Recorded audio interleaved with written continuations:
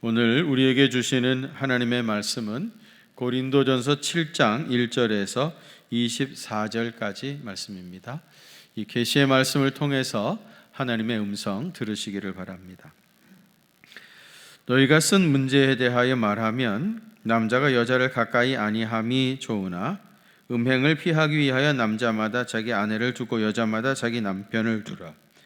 남편은 그 아내에 대한 의무를 다하고 아내도 그 남편에게 그렇게 할지라. 아내는 자기 몸을 주장하지 못하고 오직 남편이 하며 남편도 그와 같이 자기 몸을 주장하지 못하고 오직 그 아내가 하나니 서로 분방하지 말라. 다만 기도할 틈을 얻기 위하여 합의상 얼마 동안은 하되 다시 합하라.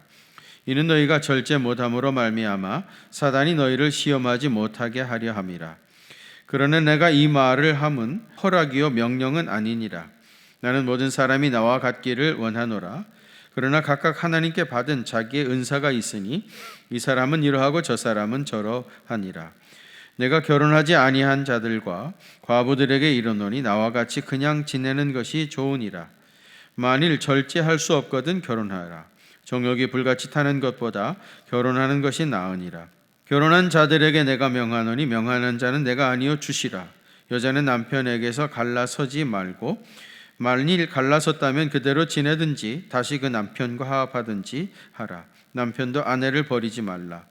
그 나머지 사람들에게 내가 말하노니 이는 주의 명령이 아니라 만일 어떤 형제에게 믿지 아니하는 아내가 있어 남편과 함께 살기를 좋아하거든 그를 버리지 말며 어떤 여자에게 믿지 아니하는 남편이 있어 아내와 함께 살기를 좋아하거든 그 남편을 버리지 말라.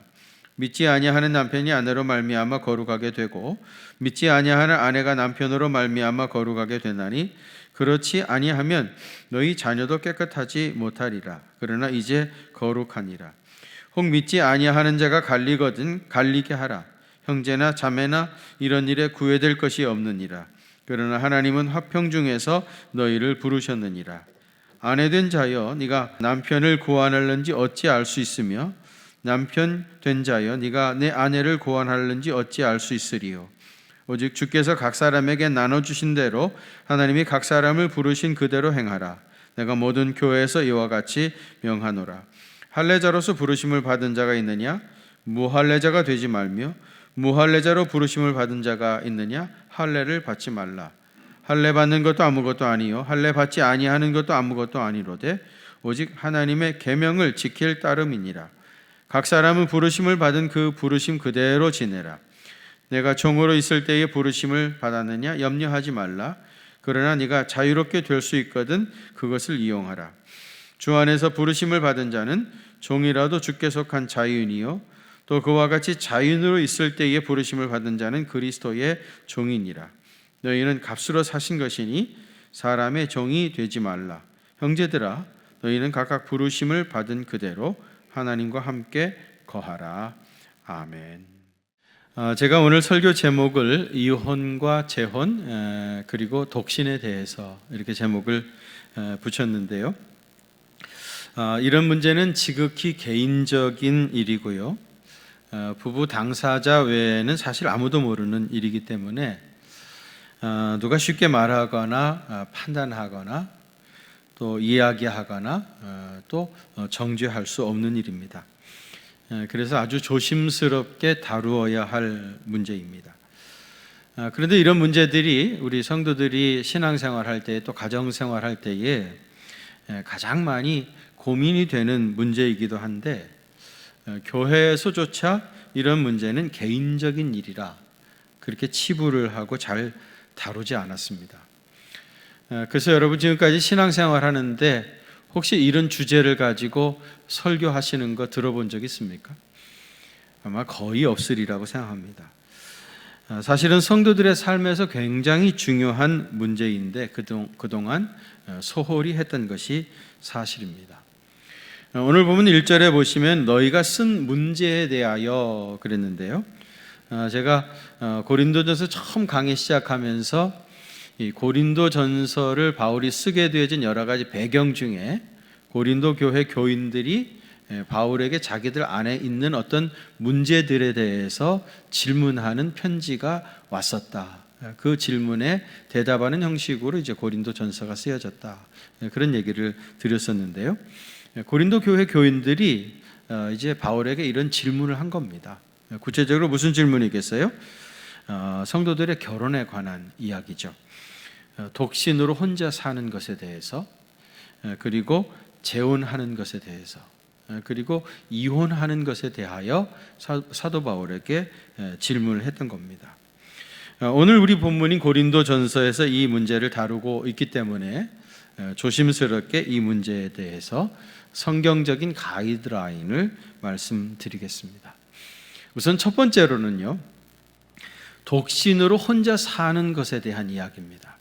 이게 오늘 본문 1절에서부터 7절에 걸쳐서 나오는데요. 1절 하반절에 보시면은요, 남자가 여자를 가까이 아니함이 좋으나 그랬어요. 여러분, 이 말씀이 무슨 뉘앙스입니까? 독신으로 지내는 것도 좋다, 그런 뉘앙스 아니겠어요? 그렇다고 해서 사도 바울이 결혼 제도 자체를 반대한 건 절대로 아닙니다. 에베소서에 보면은 남편과 아내의 관계를 그리스도와 교회의 관계로 비유해서 설명하기도 했습니다. 여러분이 너무 잘 아시는 이야기지만 남편들에게는 뭐라고 그랬어요? 아내 사랑하기를 그리스도께서 교회를 사랑하시고 또 그 교회를 위하여 자신을 주신 같이 하라. 남편은 아내를 어떻게 사랑해야 되느냐?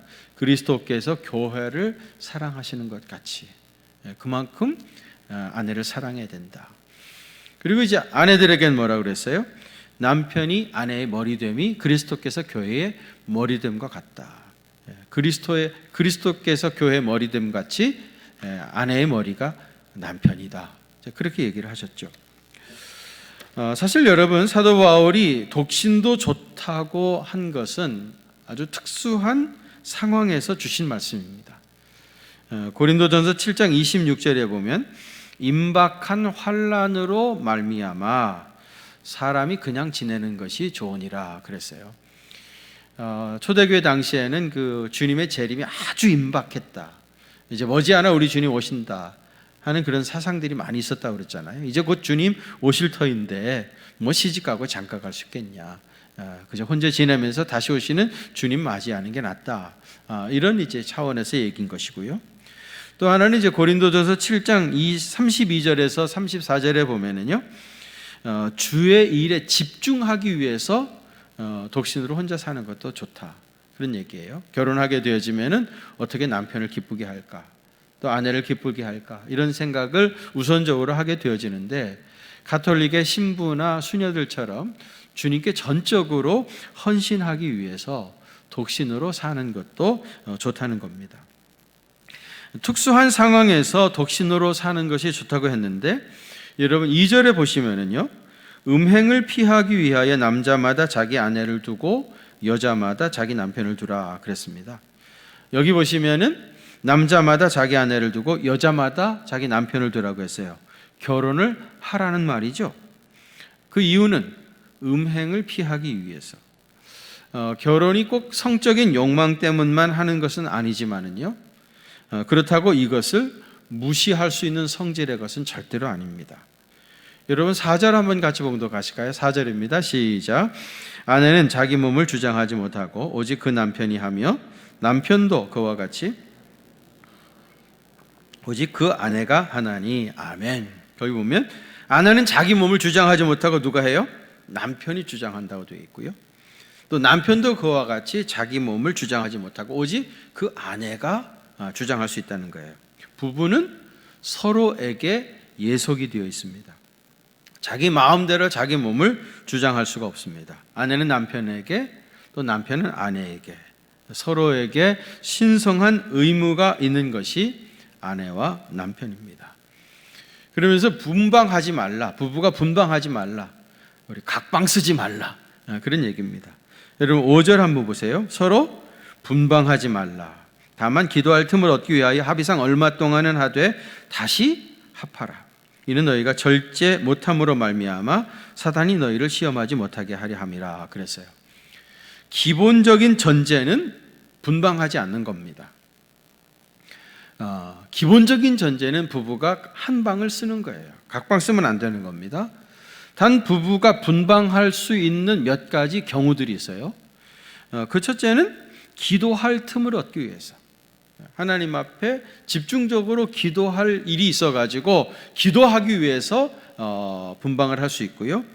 그 다음에 합의상이라고 했습니다. 이 말은 뭐냐면은 부부가 합의를 해야 된다는 거예요. 우리 하나님 앞에 기도하기 위해서 얼마 동안 분방을 하자. 이렇게 서로 합의가 되었을 때에 분방할 수 있는 것이고요. 그 다음에 얼마 동안이라고 그랬어요. 이 말은 뭐냐면 그 기간을 정해야 되는 겁니다. 합의할 때 우리 일주일 동안 아니면 3일 동안 다 합의가 되어서 그 기간을 분명하게 정해놓고 분방을 하고 기도를 한 다음에는 다시 어떻게 하라고 그래요? 합하라 그랬습니다. 7절에 보면은 사도 바울이 모든 사람이 나와 같기를 원하노라 그랬어요. 여러분, 사도 바울이 결혼을 했습니까? 안 했습니까? 사도 바울이 결혼을 했는지 안 했는지 이거는 상당히 미스테리입니다. 바울이 나는 결혼하지 않았다 그렇게 말한 적은 한 번도 없습니다. 사도 바울이 예수님 만나기 전에 산헤드린의 공회원이었습니다. 그런데 탈무드에 보면 산헤드린 공회원의 기본적인 자격 중에 하나가 뭐냐면 결혼을 한 자입니다. 결혼을 안 한 사람은 산헤드린 공회의에 회원이 될 수가 없어요. 사도 바울이 산헤드린 공회원이었다 이 말은 기본적으로 그가 결혼을 했을 거다 하는 것을 우리가 암시할 수 있는데요. 분명히 베드로 같은 경우에는 아내가 있었고요. 바울은 분명히 독신이었는데 알렉산드리아 교부였던 클레멘트가 이런 얘기를 했어요. 빌립보서 4장 3절에 보면 나와 멍에를 같이 한 나와 멍에를 같이 한 사람을 도우라 이제 그런 얘기가 있는데 여기 멍에를 같이 한 사람이 누구냐? 사도 바울의 아내였었던 사람이다. 그렇게 이제 클레멘트가 설명을 해요. 그러면은 사도 바울이 분명히 독신으로 살았는데 어떻게 된 거냐? 아내가 먼저 일찍 죽었거나 그렇지 않으면은 이혼을 당했을 것이다. 그렇게 설명을 합니다. 이혼 사유는 뭐냐? 사도 바울이 이제 다메섹 도상에서 예수님을 만났잖아요. 그 이전에는 아주 잘 나가는 유대교의 랍비였습니다. 굉장히 생활이 안정되어 있었고 수입도 많이 보장되는 그런 안정된 잘 나가는 유대의 랍비였었는데 그런데 이제 다메섹 도상에서 예수님을 만나가지고 하루아침에 기독교 순회 전도자로 전락을 해버린 거죠. 그래가지고 가정을 지키지도 못하고 또 가장으로서의 자기 사명도 제대로 감당하지 못하고 순회 전도한다고 하면서 우리가 잘 아는 대로 1차, 2차, 3차 로마 전도 여행하면서 계속해서 돌아다니고 그래서 결국은 이혼을 당했을 수 있다. 그런 설명을 하는 겁니다. 클레멘트의 이런 설명이 어느 정도 사실이라고 하면은요. 어쨌든 사도 바울은 아내가 죽은 후에 혹은 아내로부터 이혼을 당한 후에 다시 재혼하지 않은 겁니다. 그러니까 엄밀하게 말하면 사도 바울은 독신주의자가 아니고요. 독신이 된 거죠. 그래서 자기가 독신으로 살아보니까 자기에게 독신의 은사가 있다는 것을 발견하게 된 거예요. 그래서 너무 편하고 좋았던 겁니다. 그래서 7절 한번 다시 봉독하실까요? 7절입니다. 시작. 나는 모든 사람이 나와 같이 되기를 원하노라. 그러나 각각 하나님께 받은 자기의 은사가 있으니 이 사람은 이러하고 저 사람은 저러하니라 그랬어요. 여러분, 독신도 분명히 은사입니다. 독신의 은사를 받아가지고 독신으로 지내보니까 너무 편안하고 좋으면 그러면 독신으로 사는 것도 좋은 일입니다. 그러나 은사라고 하는 것은 각 사람이 하나님께서 각 사람에게 나누어 주시는 것이기 때문에 독신의 은사를 받지 않은 사람은 결혼을 해야 하는 겁니다. 가정을 꾸리는 것이 맞아요. 이것이 성경적인 가르침입니다. 그러니까 정리하자면 독신의 은사가 있으면 독신으로 사는 것도 좋은 일이고요. 그렇지 않으면은 결혼해서 가정을 이루며 사는 것이 그게 맞는 말입니다. 우선 독신에 대한 이야기를 말씀을 드렸고요. 두 번째로는 이제 재혼에 대한 이야기입니다. 재혼에 대한 이야기. 사별을 했든지 어쩌다가 이혼을 했든지 혼자 된 사람이 재혼하는 것에 대한 성경의 가이드라인입니다.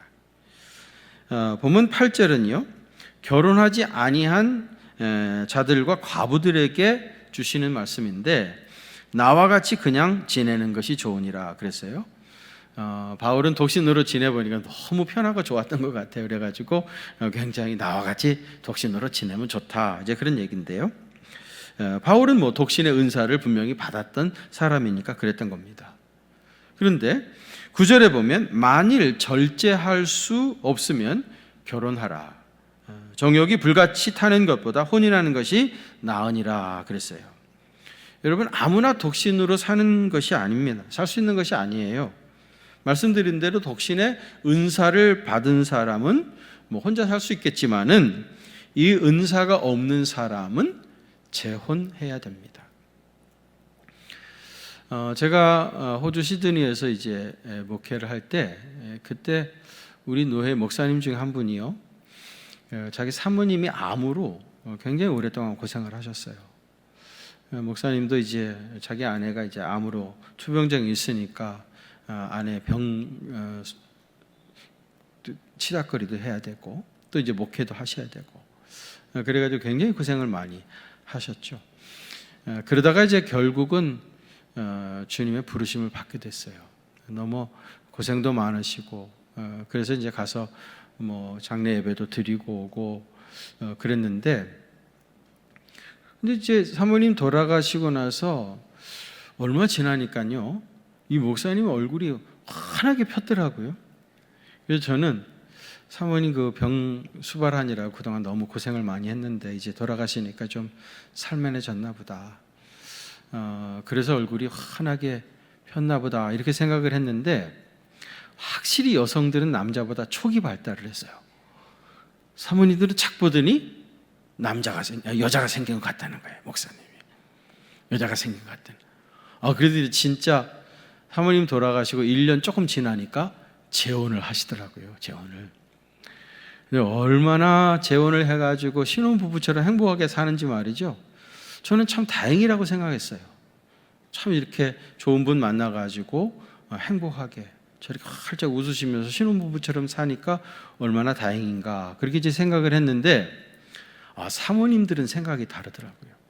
자기들끼리 모여가지고 죽은 사람만 억울하다고, 악착같이 잘 먹고 좋은 거 많이 먹고 그래가지고 끝까지 살아야지, 죽으면은 목사님들만 좋아진다고, 그러면서 아주 오래 건강하게 살 거를 굉장히 결단하고 다짐하고 그러시더라고요. 예. 여러분, 사별을 했든지 부득불 부부가 이혼을 했더라도 재혼하는 것이 맞고요. 또 교회에서는 이 재혼한 분들에 대하여 관대함이 있어야 됩니다. 서구 교회에서는요, NS 무브먼트라고 해가지고요, NS가 뭐냐면 New Start, 새로 새 출발할 수 있도록 그런 기회들을 많이 주고, 또 이제 적극 권장도 하고, 그래서 다시 그런 상처를 뒤집고 행복한 삶을 살아갈 수 있도록 격려도 해주고, 그런 프로그램도 만들고, 그런 분위기도 이제 조장을 해줍니다. 근데 이제 우리나라는 너무 유교적인 영향이 좀 많아서 그런지 이 재혼하는 것에 대해서 교회에서 이렇게 편안하게 얘기하지 못하고 상당히 터부시하는 그런 경향들이 있는 것 같은데, 여러분, 재혼하는 게 맞습니다. 그리고 교회가 그런 사람들을 적극적으로 넓게 아량으로 받아주고 이해하고 또 그렇게 할 수 있도록 그렇게 도와줘야 할 것입니다. 그 다음에 이제 세 번째가 이혼하는 것에 대한 이야기입니다. 이 부분이 이제 상당히 민감한 문제이기도 한데요. 10절에 보시면은요, 결혼한 자들에게 내가 명하노니, 명하는 자는 내가 아니고 누구라고요? 주님이십니다. 여자는 남편에게서 갈라서지 말고 그랬어요. 이혼은 근본적으로 안 되는 것이 대원칙입니다. 이혼하지 말라, 그게 대원칙이에요. 또 11절에도 보세요. 만일 갈라섰으면 그대로 지내든지 다시 그 남편과 화합하든지 하라. 남편도 아내를 버리지 말라.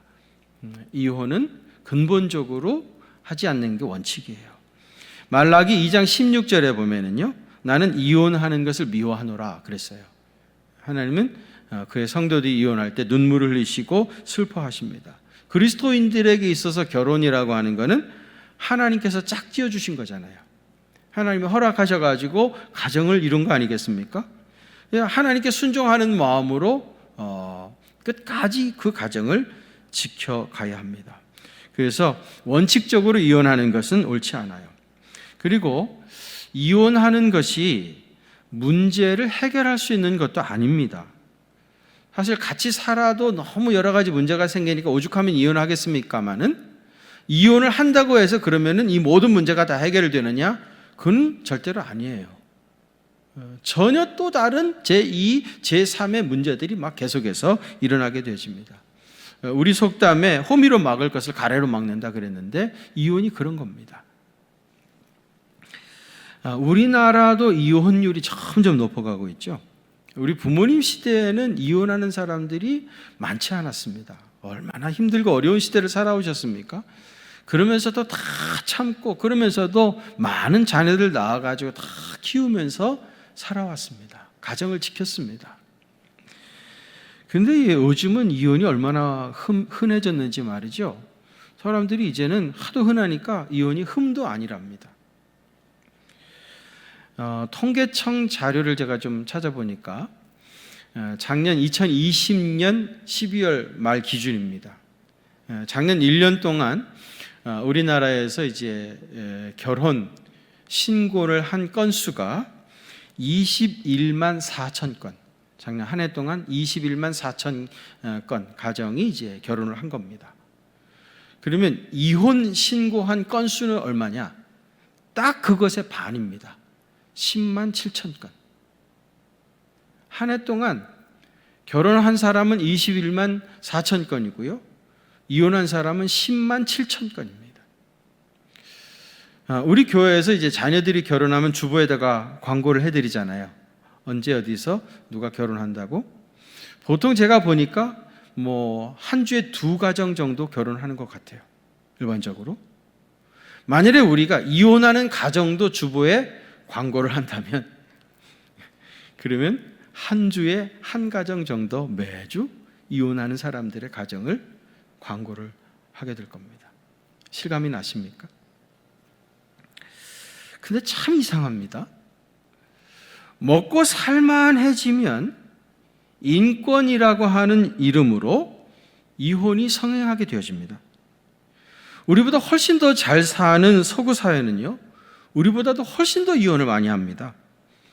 인권이라고 하는 명목으로 이혼이 정당화되어지고요, 당연시되어지고요, 심지어는 조장하기도 합니다.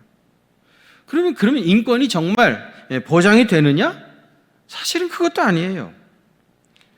오히려 거기서 온갖 악이 나오기 시작하는 겁니다. 그래서 여러분, 우리가 이름만 대면 다 아는 선진국들이라는 나라들 말이죠. 그 나라들이 한결같이 이혼, 그 다음에 마약, 그리고 동성연애, 이런 것에서 자유하는 나라가 없어요. 참 이상하죠. 우리도 마찬가지입니다. 이제 먹고 살만해지니까 이혼하는 사람도 그렇게 늘어나고요. 또 동성연애를 합법화하겠다고 하는 겁니다. 도대체 무슨 생각으로 그런 얘기를 하는지 모르겠어요.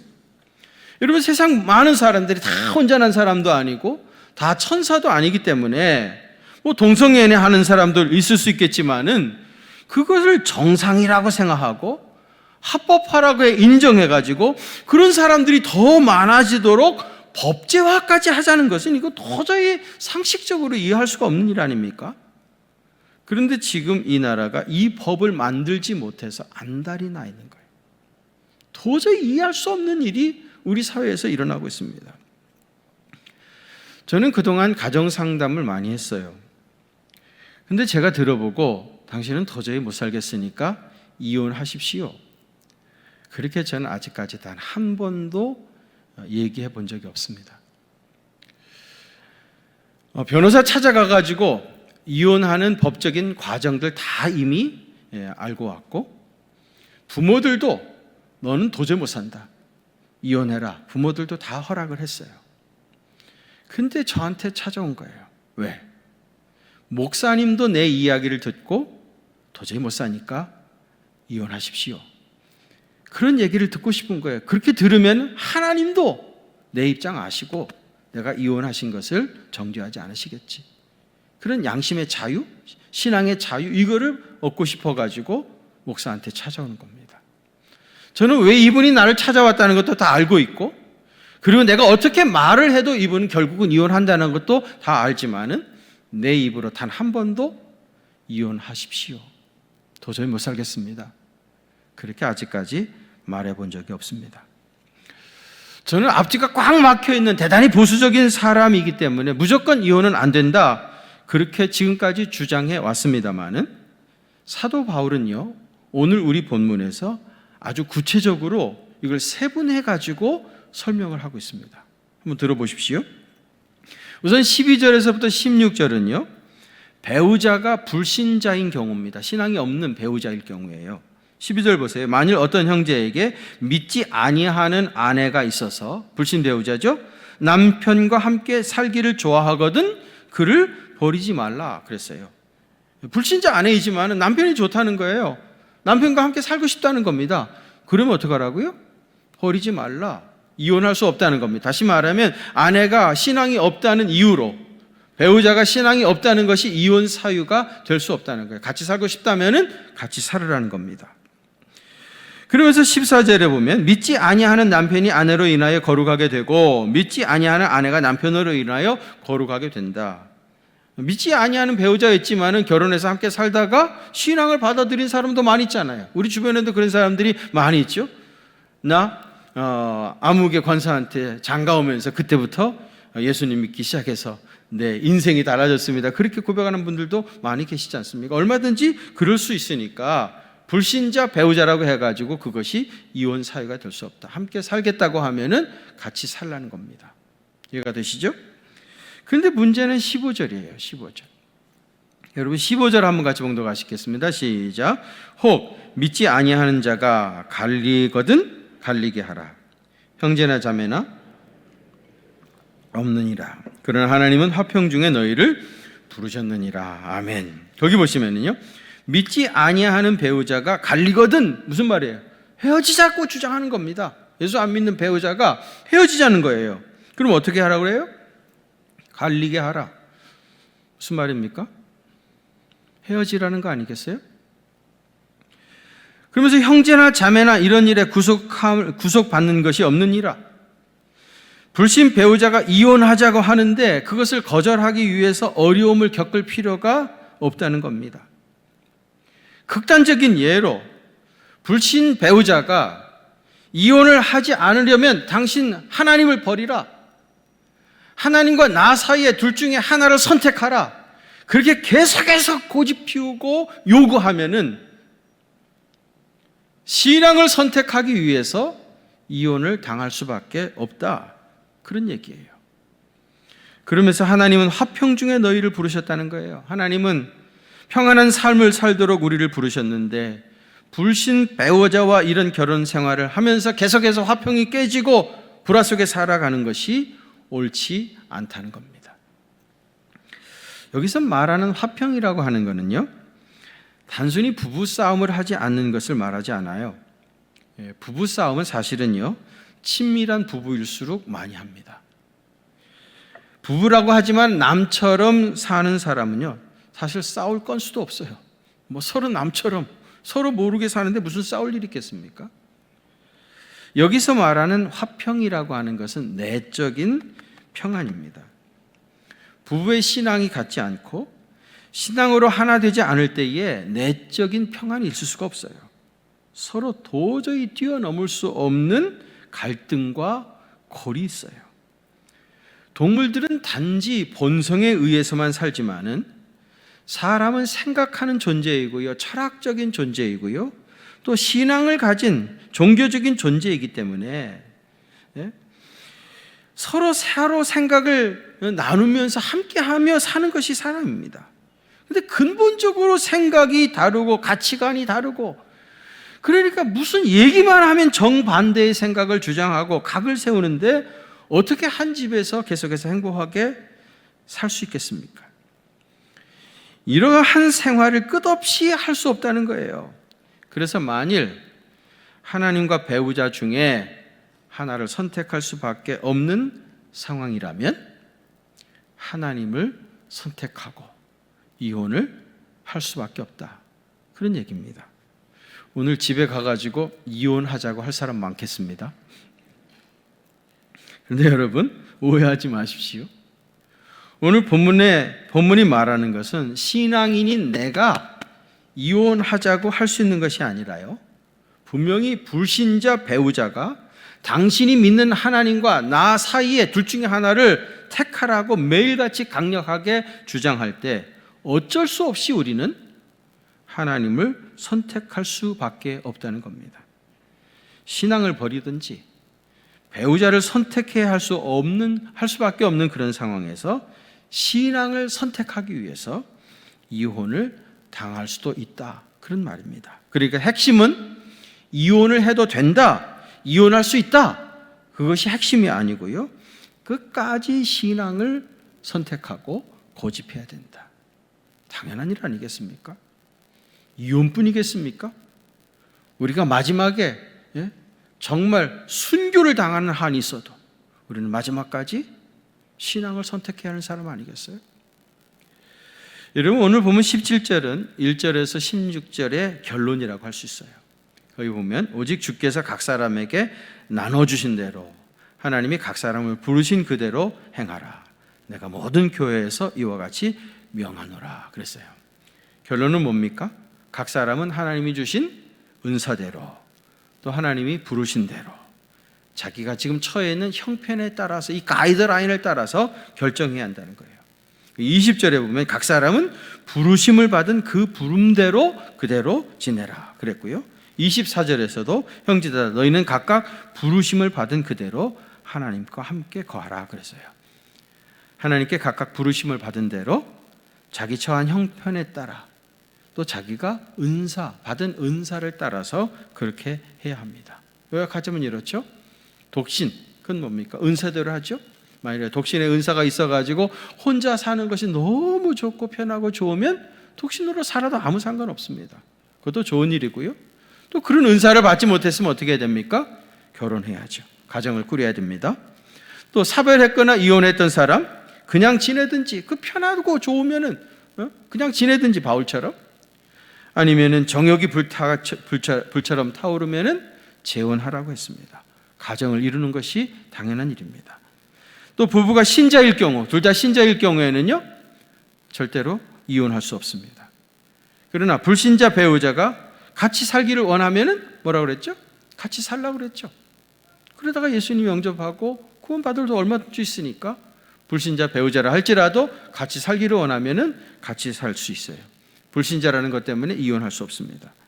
그러나 불신자 배우자가 계속해서 이혼하자고 원하면 자기 신앙을 지키기 위해서 이혼할 수 있다는 거예요. 오늘은 본문 말씀을 중심으로 이혼과 재혼, 그리고 독신에 대하여 말씀을 드렸는데, 제가 이 말씀을 이렇게 쭉 드리는데 나하고는 아무 상관없는 이야기를 목사님이 너무 지루하게 하셨다, 그런 지루함을 느끼신 분들은 진짜 하나님 앞에 감사할 분들입니다. 이 일이 나하고 아무 상관이 없다면 정말 감사한 일이에요. 그렇지 않습니까? 얼마나 감사한 일입니까? 나는 한 번도 이혼에 대해서 고민해 본 적도 없고, 나는 한 번도 이런 혼자 사는 것에 대해서 생각해 본 적도 없는 사람은 정말 하나님 앞에 감사해야 하실 분들이고요. 또 하나는요, 우리가 생각하는 것보다 성경은 굉장히 융통성이 있습니다. 아까 제가 그랬죠. 나는 아직까지 한 번도 이혼하십시오 그렇게 말해본 적이 없다고 그렇게 말씀드렸는데, 우리 성경은요, 각 사람이 처해 있는 상황들에 대해서 아주 자세하게, 그런 상황들, 형편들, 또 그가 받은 은사, 이런 것들을 종합적으로 다 인정해 주면서 아주 플렉시블하게 다 열어놓고 설명해 가고 있다는 거예요. 여러분, 우리 하나님은 우리가 생각하는 것처럼 그렇게 고지식한 분이 아니에요. 우리가 처해 있는 상황들을 무시하고 무조건 이렇게 하라, 그렇게 앞뒤가 꽉 막히신 분이 아니라는 거예요. 그 처해 있는 형편들, 상황, 또 그가 받은 은사, 이런 것들을 정확하게 다 이해하시고 각각 형편대로 받은 은사대로 네가 처해 있는 상황에 따라서 그렇게 하라는 겁니다. 여러분, 오늘 우리에게 주신 이 말씀이 여러분들의 삶 속에 가이드가 되어서 바르게 선택하게 되기를 바라고요. 아무쪼록 여러분들의 가정에 우리 주님이 주시는 놀라운 평강과 기쁨과 은혜가 충만한 되시기를 주님의 이름으로 축원합니다. 하나님 아버지, 오늘 이혼과 재혼 그리고 독신에 대한 이야기들을 말씀을 통해서 묵상케 하시니 감사합니다. 이 말씀이 우리 삶의 가이드라인이 되게 하시고 이정표가 되게 하여 주셔서 정말 사랑하는 성도들이 다 그 가정에서, 그 삶 속에서 말할 수 없는 행복과 기쁨과 자유를 누리는 복된 생에 살아가실 수 있도록 은혜 더해 주옵소서. 이제는 우리 구주 예수 그리스도의 그 크신 은혜와 하나님 우리 아버지의 무한하신 사랑하심과 성령님의 위로하심과 교통하심이 우리 경기중앙교회 사랑하는 성도들과 또 저들의 가정과 그 생업의 현장들 위에 이제로부터 영원토록 함께 계시옵기를 간절히 축원하옵나이다. 아멘.